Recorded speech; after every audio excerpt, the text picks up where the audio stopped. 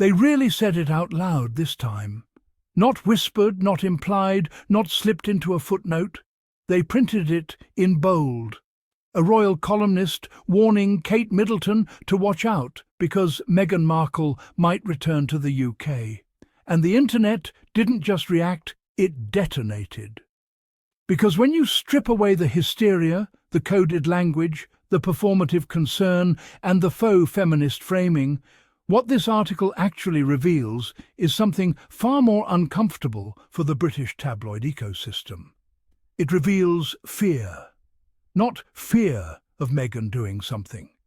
Fear of Meghan simply existing again within proximity of the institution that once tried to erase her. Let's talk about what Sarah Vine actually wrote and what she accidentally exposed in the process. Because this piece wasn't analysis, it was projection, and social media saw right through it. The headline alone is doing heavy ideological lifting. The real reason Meghan is plotting a return to racist, old-fashioned Britain, and it's not what you think. Here's why Kate needs to watch out. Let's pause there. Plotting, not considering, not visiting, not reconnecting, plotting. A word chosen deliberately to suggest secrecy, manipulation, intent and threat. Then comes the framing of Britain as racist and old-fashioned, placed in quotation marks not to interrogate the claim, but to mock it, to suggest exaggeration, to diminish lived experience. But the most revealing line isn't about Meghan at all. It's about Kate. Because apparently Meghan Markle's hypothetical presence is so destabilizing that the Princess of Wales must be warned in advance. That is not commentary. That is paranoia dressed up as concern. And the internet clocked it instantly. One viral response summed it up brutally. Is there a suitable word to describe someone who's lost the plot so badly the words deranged and unhinged simply won't suffice? That wasn't a Sussex supporter writing fan fiction. That was a reader reacting to the sheer escalation of rhetoric. Another response cut straight through the noise. Well, don't you sound ignorant? The UK tabloids are racist. Meghan supported veterans pre-Harry. The veterans aren't the problem, you are. And that's where this article collapsed under its own weight. Because Sarah Vine wasn't really warning Kate. She was warning the media class, the same one that spent years constructing Meghan as a destabilizing force to justify its own behavior. And now that Meghan is thriving, silent, unbothered, and commercially successful, they are spiraling. Let's be clear, there is no confirmed plan. There is no announced return. There is no palace briefing. What exists is speculation. And yet the response is disproportionate, frantic, and deeply revealing. Because Meghan doesn't need to do anything to be perceived as a threat. Her mere presence is enough. And that terrifies a system built on hierarchy, deference, and controlled visibility. The article leans heavily on the idea that Meghan's return would be strategic, calculated, and dangerous. Dangerous to whom? Kate's public image? The monarchy's narrative? The media's access? Because it certainly wouldn't be dangerous to the public. And here's where the argument completely unravels. If Meghan returning to Britain even temporarily is enough to destabilise the Princess of Wales, then what does that say about the strength of Kate's position? This is the quiet question the article refuses to ask. Why would a woman who has been in the institution for over a decade, with full media protection, institutional backing and unchallenged visibility, need to watch out for someone who left 5 years ago? Unless the problem isn't Meghan, unless the problem is comparison. Because comparison is the one thing the palace and the tabloids cannot control. And the public remembers. They remember how Meghan was treated. They remember how Kate was protected. They remember the headlines, the double standards, the narratives. And that's what this article is really about: control.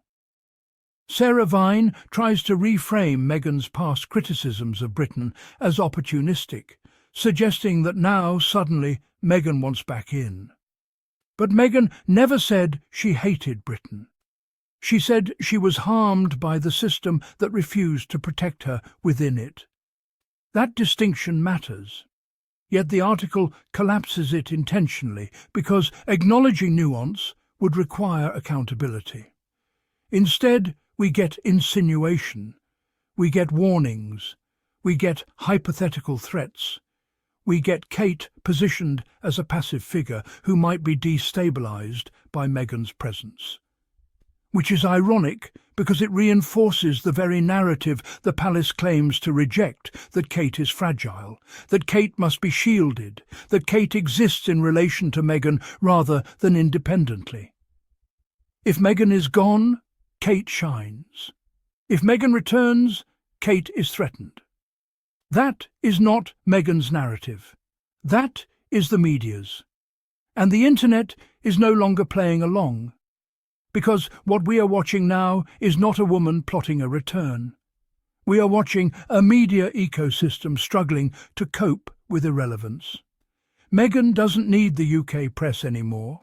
She doesn't need royal proximity. She doesn't need palace validation. And that is the real disruption.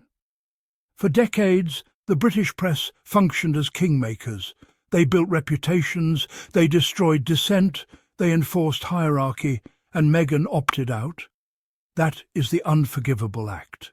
Not leaving, not marrying Harry, not speaking out, but refusing to be managed. So when Sarah Vine writes that Kate needs to watch out, she's not speaking to Kate. She's speaking to an audience conditioned to see women as rivals rather than individuals.